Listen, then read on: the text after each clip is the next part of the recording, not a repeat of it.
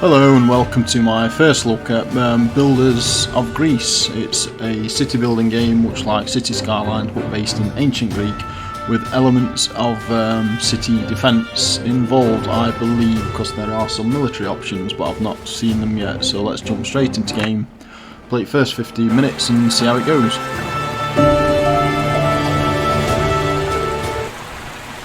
So I'll pause straight away just so that I can explain the options on screen. You've got several currencies, it's all standard stuff, so your basic gold, which is generated by people, 3 different classes of people.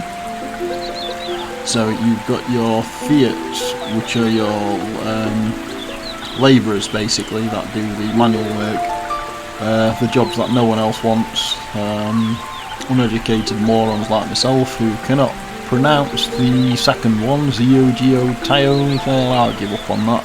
Your middle class people who are presumably slightly better educated, so that they do better jobs, produce better stuff for your colony. And then you've got your Geomori, which are your spoilt rich people who have to do nothing in life and get absolutely everything handed to them.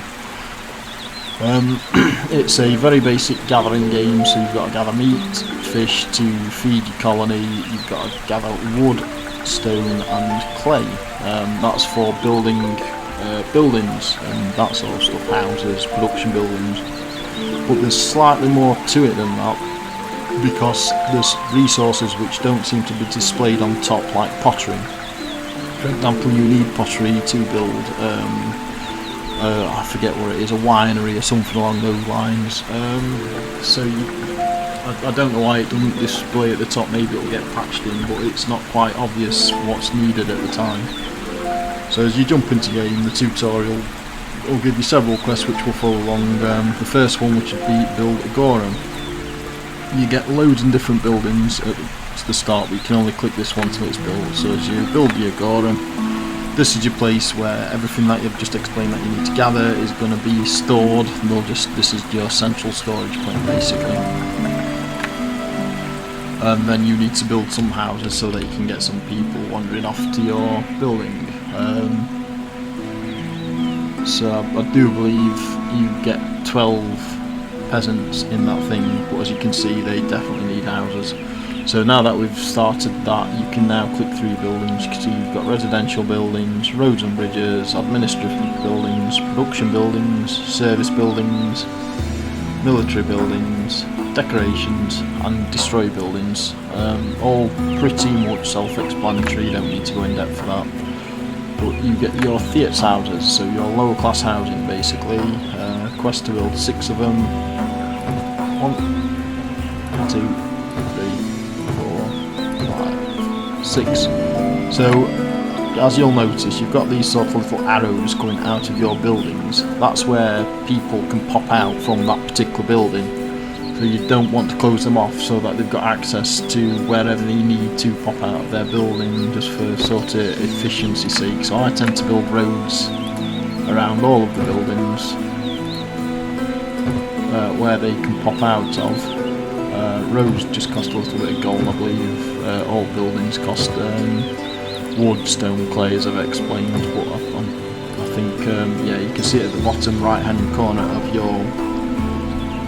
of your screen. You can see building cost, maintenance costs. So you've got a little bit of maintenance cost just to maintain these roads, but then your people will get about your village just that little bit faster. So now you've got your houses. Tutorials moving on. Build fishermen's huts or hunting lodge, build a woodcutter's house. So we'll go for the woodcutter's house first in case we run out of wood. So production buildings, woodcutter's house. I think as long as there's wood around it, it'll cut whatever wood that is. So you want to try and leave as much wood as possible, but you can't help but destroy a little bit. So then if you get your paths connected up so that people can get to it, if you click your building, you'll see forest around it, a percentage bar and wood. So your percentage bar, as people get to it, is going to slowly go up over time. You'll then, I don't know, you'll gather about 5 wood just down here. and then it'll get transported to, I believe, your Agora essentially, where then it will finally pop up on your wood at the top of the map so that you can actually spend and use it. Same for food and such like that, but I believe that the food can be stored in residences as well. It's quite a cool little game, but a little bit complicated at first. I'm going to go for the Fisherman's Hut, because I think you can just have as many as you want and there's plenty of sea on this map. So if you press R, it's going to rotate your building around like that, and then you'll find where to place it, and just goes green when you can.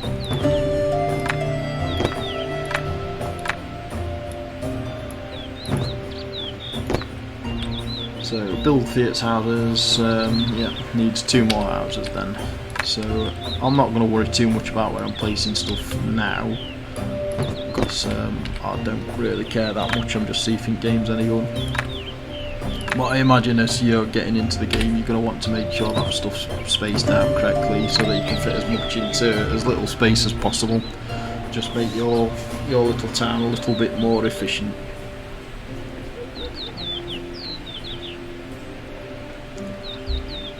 So all the basic stuff, tutorial, build quarry, build clay pit, build some ceramics workshop. I think that's your pottery, I'm not 100% sure just yet. So your production buildings, I'll just do it in order, so quarry first.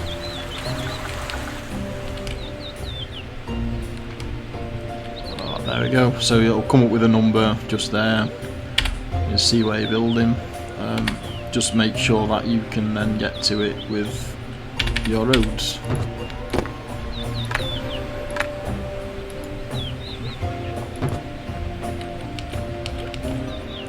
So I must say, I think that the graphics are quite stunning on that. Really, really nice.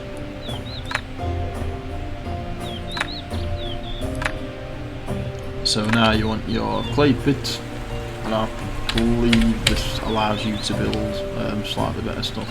Not sure why that's green red at the minute, because clearly we've got a 0-2 over there. Oh, it's at the bottom. If you look at the bottom right hand side of my thing, you'll see wood in red, so we've just got to gather a little bit more wood, which would be here, and like I was describing earlier, you can now see it going up 47, 52, 57. And once it's hit, it should just go up with a 1 just there and eventually get transported. Bottom left hand side, you can control time. Space will stop and it'll start and it'll go back to whichever time you've set it at previously. I'm not sure what the hotkey is to slow and speed up time itself. There we go, we can see wood piling up there. I think if you click that little button, it'll take it all at once. I think, yeah, you can see the little villager going. It's just going to transport it back to Agora. Then you should be able to build whatever you need.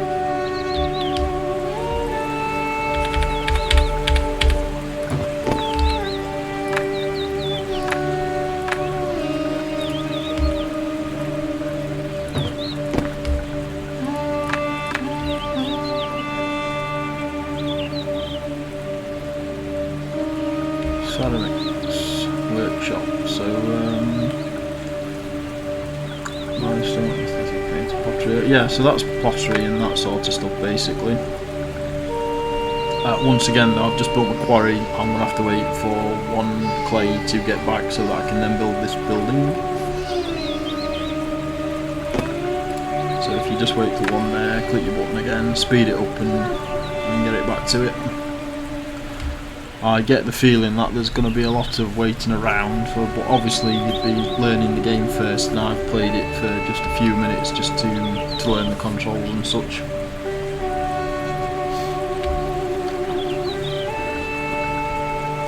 So as you've, yeah, so it's carrying on, you want your workshop. Plantation, so tutorial, build 1 new area. 1 grapevine plantation, 1 grapevine fields. So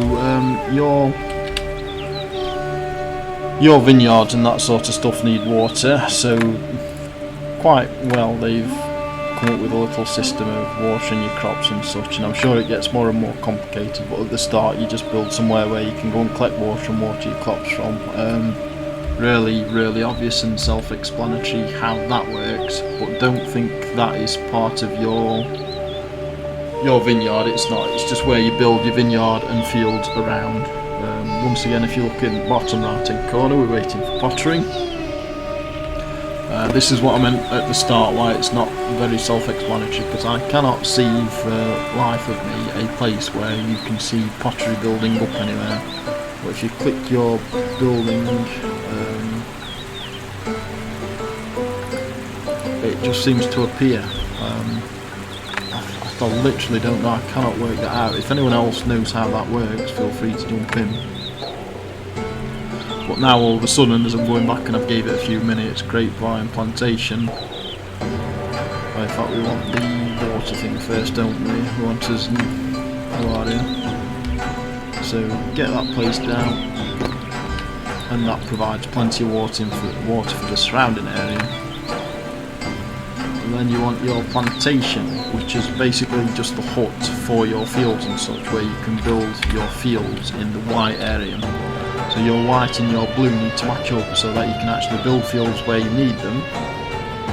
And on top of building your fields where you need them, they've also got access to water, otherwise your crops will just wither and die.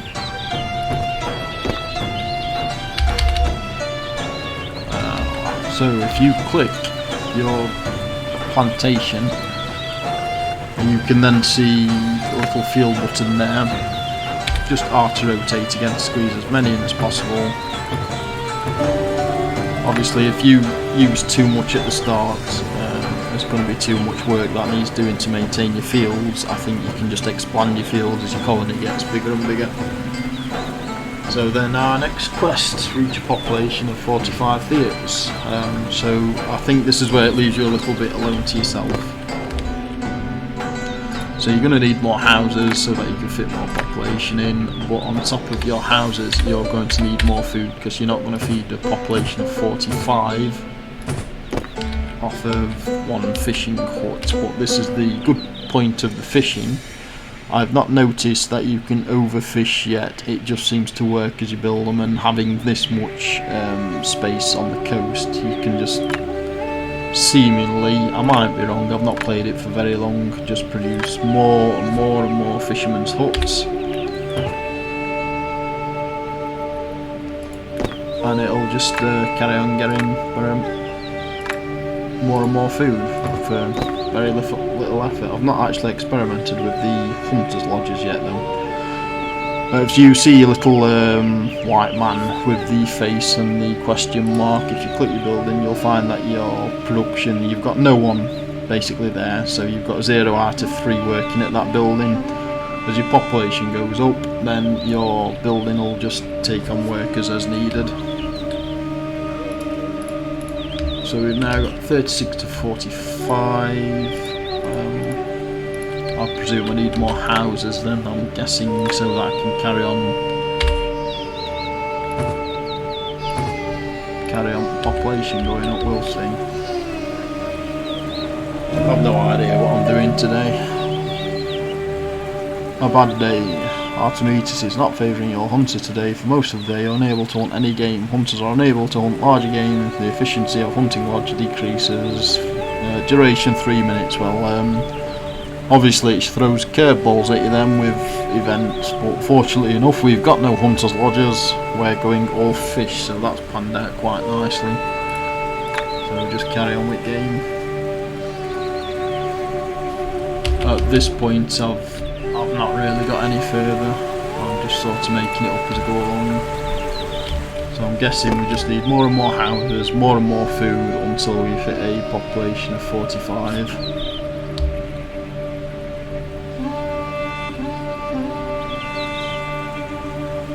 So there you go, that's quite interesting. As you see, your population is going up over time, so you've now got 3 kids.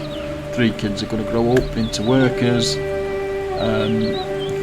Homeless, presumably if you build too many houses, not enough jobs, you're going to have more homeless.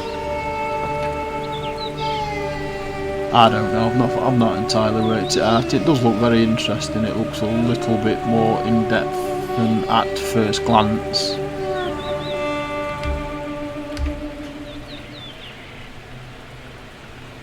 There we go, 42, come on 45. I do believe, oh there we go, happiness is just... So the happier your citizens are in your polis, the faster they do their job, so it's worth taking care of their comfort of life. Yeah, so all the obvious normal systems in place keep your Sims happy.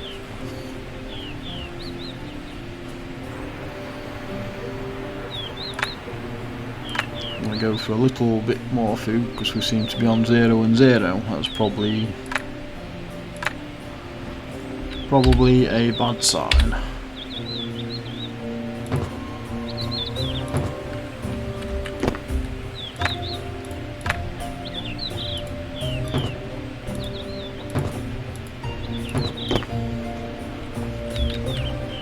So as you can see, with the population going up, you're getting a slightly bigger income. Obviously your buildings and roads are getting taxed at the same time though as your colony's getting bigger, so it's always that financial balancing act. But I do like the idea of having more than just one resource to manage and having food, wood, clay, pottery, stone, although we cannot find the pottery button anywhere. Where you see how much pottery you have got made up, I have no idea. Oh, no, that's 10 grapes. Oh, that's right. So if you click your Agora, just literally figuring this out as we go along, you can see your food, you can see your stone and wood, you can see your pottery and clay, you can see your grapes, and I don't know what that is, 0 or whatever it is, but why they wouldn't display that you've got 33 pottery up here somewhere, I don't know, because you need it to build buildings and you can't see that you've not got something to build your building with until you click the building button, which seems to be a bit of an oversight, but not game destroying. Just something a little bit frustrating to figure out as you're going along. So I'm presuming, being as my population's not going up again, I need more houses.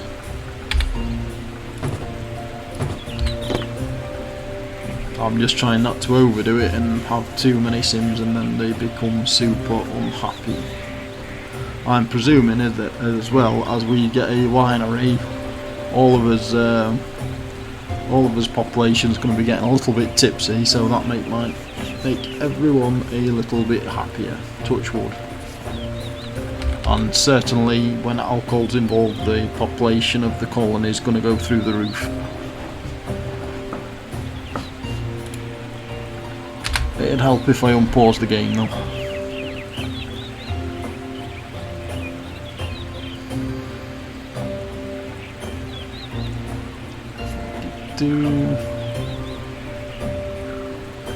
So I'm not sure what the 5 means after the 42, if that's 5 houses spare, I'm not entirely sure. 5 population spare in the houses, I mean, I don't know. So I think we'll get 5 kids now and it'll go up by 5.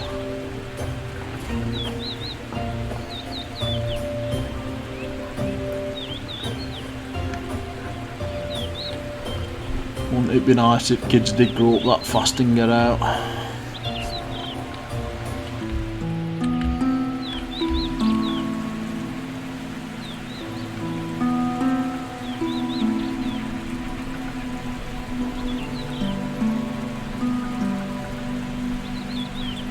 Oh, 6. I don't know, then I give up. No idea how the population thing works. Suddenly got a 7 on it, 8. Maybe that's happiness. This is the unfortunate thing with this game.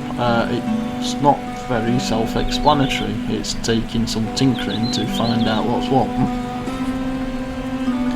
But I've got 45 population now, absolute 48, which means you can then build your winery wherever we're at.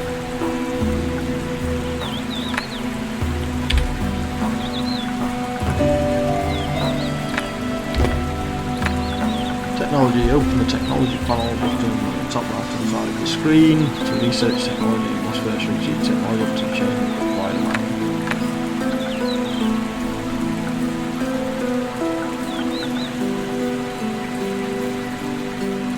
So once again, it's coming out with a little sort of research technology, so you can see the little parchment at the bottom saying 26 plus 1, it's just gone from 25 to 26, so it's clearly going up.